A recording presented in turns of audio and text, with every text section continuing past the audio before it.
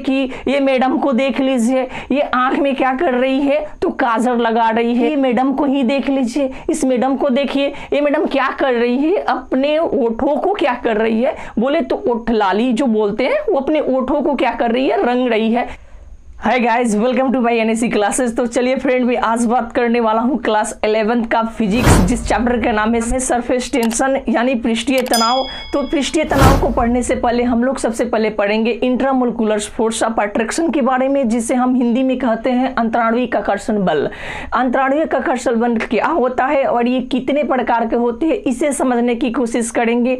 आंखों में जो काजल लगाते हैं वो चिपक क्यों जाता है, पानी के बूंद पानी से मिलता है तो फिर वो बड़ा बूंद को क्या करता है, निर्माण करता है, तो उस तरह के फोर्स को हम क्या कहते हैं, इस चीज को हम समझने की कोशिश करें। तो इसकी जानकारी लेना चाहते हैं तो आप मेरे साथ वीडियो के अंत तक बने रहे। और मेरे चैनल को आप सब्सक्राइब नहीं किए हैं, मेरे चैनल पर आप नए हैं, तो मैं आपसे चाहूंगा कि आप मेरे चैनल को सब्सक्राइब कीजिए। अगर वीडियो अच्छा लगता है तो लाइक जरूर कीजिएगा। चलिए बिना देर किए हुए जानते हैं कि अंतराणुविक आकर्षण बल क्या होता है। एक्चुअली हम लोग जानते हैं कि अगर भौतिकी दृष्टि से देखा जाए तो जो पदार्थ की अवस्थाएं होती है वो ठोस, द्रव और गैस होती है। इसके अलावा भी होता है, लेकिन मैं बात करूंगा ठोस, द्रव और गैस के बारे में। यदि आपसे मैं सवाल करूं कि कोई पदार्थ ठोस है तो वो ठोस क्यों है, कोई पदार्थ लिक्विड है तो वो लिक्विड क्यों है, द्रव क्यों है, अगर कोई पदार्थ गैस है तो वो गैस क्यों है, तो चलिए इस चीज को हम समझने की कोशिश करेंगे बारी बारी से। अगर मैं कहूं कि ये एक पत्थर है और ये क्या है, एक पत्थर है, और मैं बोलूं कि ये पत्थर ही क्यों है, यानी ये सॉलिड है, सॉलिड ही क्यों है, ठोस की अवस्था में क्यों है, तो आपकी जवाब क्या आएगा, तो आप बोलेंगे कि इसकी आकृति और आयतन क्या है, निश्चित है, इसलिए ये क्या है, ठोस है। ठीक है ना, इसकी आकृति और आयतन क्या है, निश्चित है, इसलिए ये क्या है, ठोस है। तो पत्थर, मान लीजिए कि ये पत्थर है, तो आप इस पत्थर को क्या कहेंगे कि ये क्या है, ठोस है, यानी ठोस बोले तो सॉलिड है। ठीक है, तो मैं बोलूंगा कि ये सॉलिड क्यों है, तो आप बोल सकते हैं, आपने पढ़ा होगा कि जिसकी आकृति और आयतन दोनों ही निश्चित होते हैं, उस चीज को हम क्या कहते हैं, उस पदार्थ को हम क्या कहते हैं, तो ठोस कहते हैं। एक्चुअली क्या, इसकी ना आकृति में कोई बदलाव होती है, नहीं इसकी आयतन में बदलाव होती है। अगर इस पत्थर को मैं जमीन के अंदर गाड़ दूं और 5 साल के बाद में निकालूं, तो ना इसकी आकृति में नहीं इसकी आयतन में हमें कोई चेंजिंग दिखाई देगा। ठीक है ना, ये ज्यों का त्यों रहेगा, यानी इसकी आकृति और आयतन निश्चित है, इसीलिए ये क्या है, ठोस है। तो मैं बोलूं कि इसकी आकृति और आयतन निश्चित की, अगर आणविक सिद्धांत के अनुसार देखा जाए तो उसमें बताया गया है कि जितने भी पदार्थ होते हैं वो छोटे छोटे अणुओं से मिलकर बने हुए होते हैं। तो ये जाहिर है कि ये ठोस है, ठोस हो या गैस हो या द्रव हो, यानी जितने भी पदार्थ होते हो तो सभी अणुओं से मिलकर बने होते हैं। तो ये ठोस है तो ये भी अणुओं से मिलकर क्या होगा, बना होगा। एक्चुअली क्या होते हैं कि इसमें छोटे छोटे बहुत सारे मॉलिक्यूल्स होते हैं, बहुत सारे कण होते हैं जो एक दूसरे के काफी करीब होते हैं, एक दूसरे के काफी करीब होते हैं, और करीब होने की वजह से इनके बीच की स्पेस नहीं होती और इंट्रामोलिकुलर फोर्स ऑफ अट्रैक्शन काफी ज्यादा होता है, यानी अंतराणुविक आकर्षण जो बल होती है वो एक दूसरे पर काफी ज्यादा लगता है, जिसकी वजह से ये ठोस की अवस्था में होते हैं। यानी बोले तो अंतराणुविक आकर्षण बल किसे कहते हैं, तो जितने भी पदार्थ होते हैं वो सभी के सभी छोटे छोटे अणुओं से मिलकर बने हुए होते हैं, और ये अणुओं के बीच में एक तरह के फोर्स लगता है, एक तरह के आकर्षण फोर्स लगता है। इसी फोर्स को हम क्या बोलते हैं, अंतराणुविक आकर्षण बल बोलते हैं। ठीक है ना, मिलकर बने हुए होते हैं। ये पत्थर इसलिए है, इसकी आकृति और आयतन निश्चित इसलिए है क्योंकि इसके अंदर जो मॉलिक्यूल्स है, जो अणु है, वो काफी एक दूसरे के करीब है, और इसके जो फोर्स लग रहा है, इनमें जो बल लग रहा है, इनकी जो बंधक है वो काफी स्ट्रॉन्ग है, इसलिए ये क्या है, पत्थर है। ठीक है, बोल सकते हैं कि इसका अंतराणुविक आकर्षण बल जो है वो काफी ज्यादा है, और अंतराणुविक स्पेस जो है वो काफी कम है, जिसकी वजह से ये क्या है, ठोस है, द्रव है। तो द्रव जो होता है, जो लिक्विड होता है, उसका अंतराणुविक आकर्षण जो बल होता है वो ठोस के अपेक्षा क्या होता है, कम होता है, और अंतराणुविक का जो स्थान होता है वो काफी इसके अपेक्षा ज्यादा होता है, जिसकी बदौलत ये क्या होते हैं, लिक्विड फॉर्म में होते हैं। ठीक है ना, इसके अंदर जो मॉलिक्यूल्स होते हैं, जो अणु होते हैं, काफी दूर दूर रहता है, इनके बीच कोई फोर्स नहीं लगता, इसलिए ये क्या होते हैं, गैस होते हैं। यानी वह पदार्थ जिसकी आकृति और आयतन निश्चित होता है उसे ठोस कहते कहते हैं वो पदार्थ जिसकी आकृति अनिश्चित होती है और आयतन निश्चित होता है उसे हम द्रव कहते हैं। जैसे 1 लीटर वाटर लेते हैं तो उस वाटर को अगर आप मग में रखते हैं तो मग की आकृति को धारण कर लेगा, अगर ग्लास में रखते हैं तो ग्लास की आकृति को धारण कर लेगा। यानी किसी भी बर्तन में या किसी भी पात्र में आप रख रहे हैं, यानी जिस प्रकार के पात्र में आप लिक्विड फॉर्म को रखेंगे, जल को रखेंगे, तो वो उसी प्रकार की आकृति को वो क्या करेगा, धारण कर लेगा। यानी इसकी आकृति बदलती रहती है द्रव की, लेकिन आयतन नहीं बदलता है। जबकि गैस की आकृति और आयतन दोनों ही अनिश्चित होता है, इसलिए ये गैस होता है।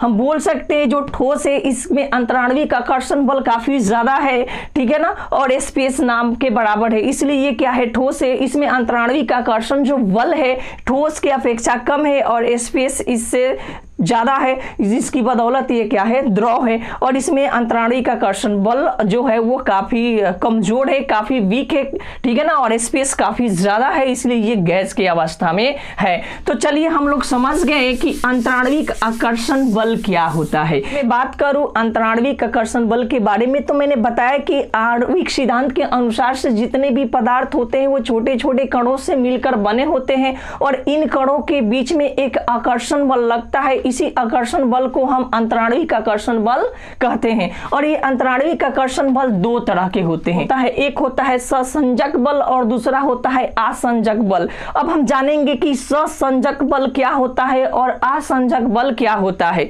तो एक ही पदार्थ के अणुओं के बीच लगने वाले अंतराण्विक आकर्षण बल को एक ही पदार्थ के अणुओं के बीच लगने वाले अंतराण्विक आकर्षण बल को हम क्या कहते हैं, सहसंजक बल कहते हैं। जैसे मैं यहाँ पर एक पानी की बूंद ले लूं, ठीक है ना, एक पानी की बूंद ले लूं, यहाँ पर भी मैं एक पानी की बूंद ले लेता हूँ, जल की बूंद ले लेता हूँ, तो दोनों मिलकर एक बड़ा जल क्या करेंगे, बनाएंगे। मतलब ये दोनों का दोनों जो देख रहे हैं ये दोनों ही क्या है, पदार्थ है, ठीक है ना, और ये एक ही प्रकार के क्या है, पदार्थ है। तो एक ही प्रकार के अणु होंगे तो एक ही पदार्थ के अणुओं के बीच जो बल लगेगा, ठीक है ना, अणुओं के बीच जो अंतराण्विक आकर्षण बल लगेगा उस अंतराण्विक आकर्षण बल को हम क्या कहते हैं, संजनक बल कहते हैं।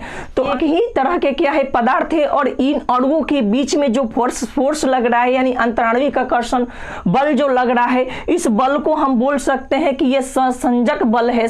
संजक बल का मतलब हुआ कि एक ही तरह के पदार्थ होंगे, ठीक है ना, और उन अणुओं के बीच में एक आकर्षण बल लगेगा और उसी बल को हम क्या कहते हैं, तो सहसंजक बल कहते हैं। यानी एक पानी के बूंद दूसरे पानी के बूंद से मिलेगा तो वो कौन सा फोर्स के कारण एक दूसरे से मिल जाएगा, तो सहसंजक बल के कारण मिल जाता है। तो जब कोई दूध किसी दूध से मिलता है तो हम उसे क्या कहेंगे कि उसमें किस फोर्स के कारण ये दूध दोनों मिल गए, तो बोल सकते हैं सहसंजक बल के कारण ये दूध एक दूसरे दूध से क्या हो जाता है, मिल जाता है। एक पानी के बूंद जब दूसरे पानी के बूंद से मिलता है तो एक बड़ा पानी का बूंद बनता है। तो किस फोर्स के कारण ये दोनों मिले, तो ये सहसंजक बल फोर्स के कारण ये मिले। यानी बोले तो ठोस पदार्थ जो होता है यानी सॉलिड जो होता है उसमें सहसंजक बल जो होते हैं काफी स्ट्रांगली होते हैं यानी प्रबल होते हैं, जिसकी वजह से वो क्या होते हैं,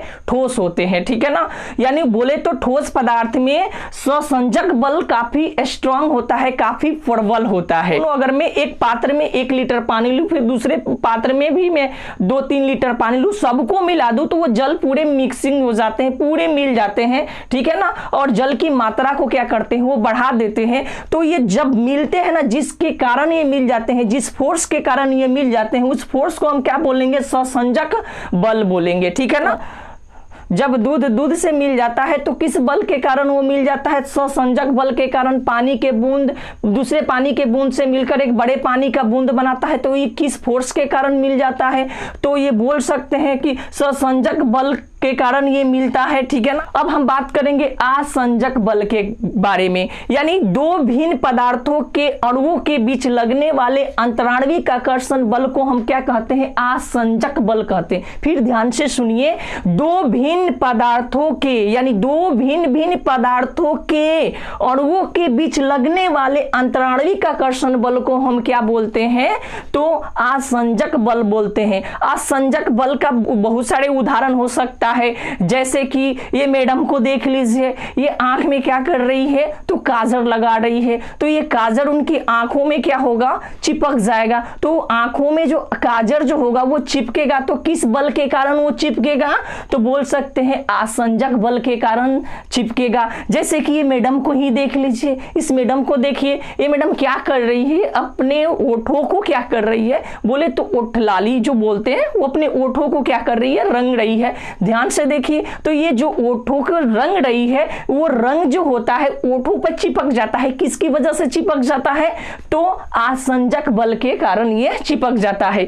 आसंजक बल में यानी दो भिन्न भिन्न पदार्थ के अणुओं के बीच जो आंतराणविक आकर्षण बल लगता है उसे हम आसंजक बल तो कहते हैं, लेकिन जिसमें आसंजक बल सबसे अधिक होगा वो चीज दूसरे चीज से उतने देर तक क्या होगा, चिपका हुआ रहता है। आप देखते होंगे कि जब बारात में दूल्हा जो होता है, तो माँ जो होती है, दूल्हा की माँ जो होती है, उनके घर वाले जो होते हैं वो क्या करते हैं ना कि घर के बनाया हुआ जो काजल होता है, यानी किसी चीज पर उसको सिकाई कर देते हैं, दिया हुआ पर सिकाई कर कर जो कला बनता है उसको ही आंखों में क्या करते हैं, लगा देते हैं। तो वो उसका जो आसंजक बल होता है वो काफी वीक होता है।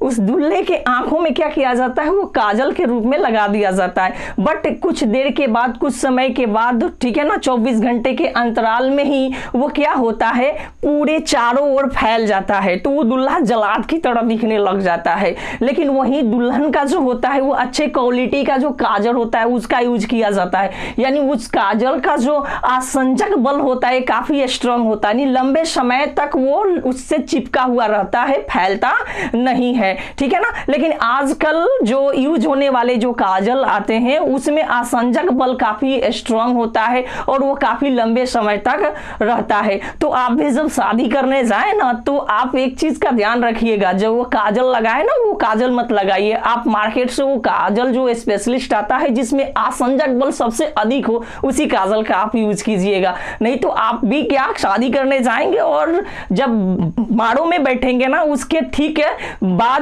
कुछ देर के बाद क्या होगा, जब आपके आंखों से मतलब पानी वगैरह गिरे या कुछ ऐसी चीजें होगी जिसकी वजह से वो फैल जाएगा, तो आप भी जलाद की तरह दिखने लगेंगे। तो आप ऐसा काम मत कीजिएगा। आप क्या कीजिएगा, आसंजक बल जो होता है, जिस काजल में आसंजक बल हो उस काजल को ही आप यूज कीजिएगा, ताकि आंखों में ये फैले नहीं। ठीक है ना।